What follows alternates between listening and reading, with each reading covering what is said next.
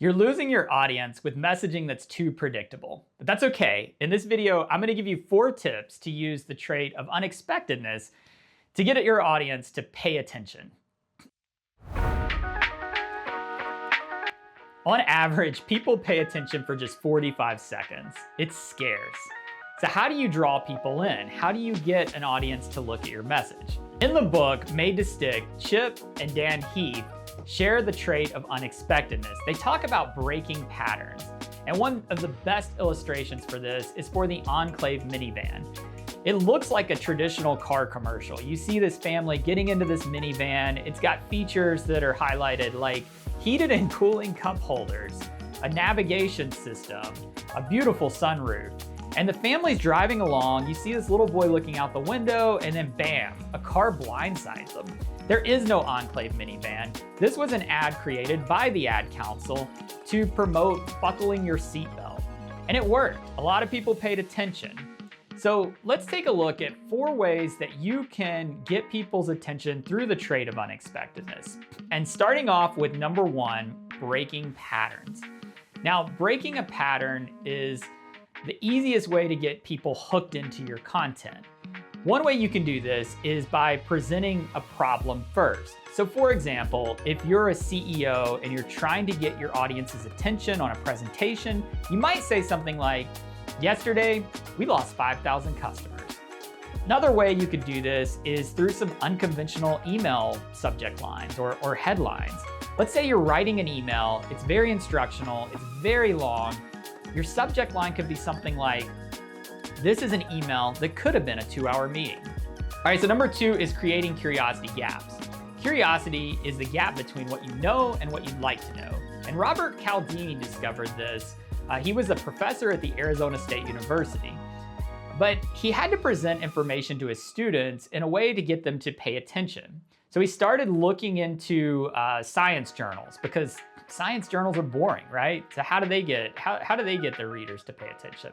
So he read about this in a science journal about the rings of Saturn. And that's a boring topic, right? I've never wondered what the rings of Saturn are made of. But this presented as a mystery. And the way he did this is he said that there are a few scientists that have theories on what the rings of Saturn are made of.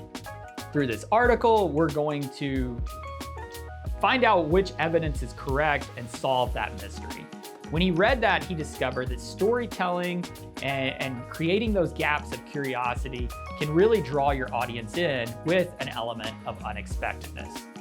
All right, the third way is to identify the uncommon sense. There's no point in sharing something that's common sense because people already know it. So what do? You find the one thing that's uncommon. And an example of this would be, let's say I am writing an article about employee engagement. I might say something like, "Employees aren't afraid of change, they're scared for uncertainty." So it kind of disrupts a pattern and it tells you something that you didn't think you knew. It gets your attention. So that's number 3, and that's identify the uncommon sense. That leads us to number 4, avoid gimmicks. Gimmicks are surface level distractions that don't relate to the core of the message. And here's an example. I remember when I was little, driving by this strip mall, and there was a laundromat in the strip mall, but the laundromat sign was flipped upside down. All the other sides were right side up, but this one sign was upside down. I remember asking my parents, why is that sign upside down? I mean, clearly the person that installed the sign did it intentionally because they could tell it was upside down. And they said they did it because it gets your attention. That is unexpected, but it doesn't really do anything for the core message. Now, I remember it years later, but at the time it was just confusing.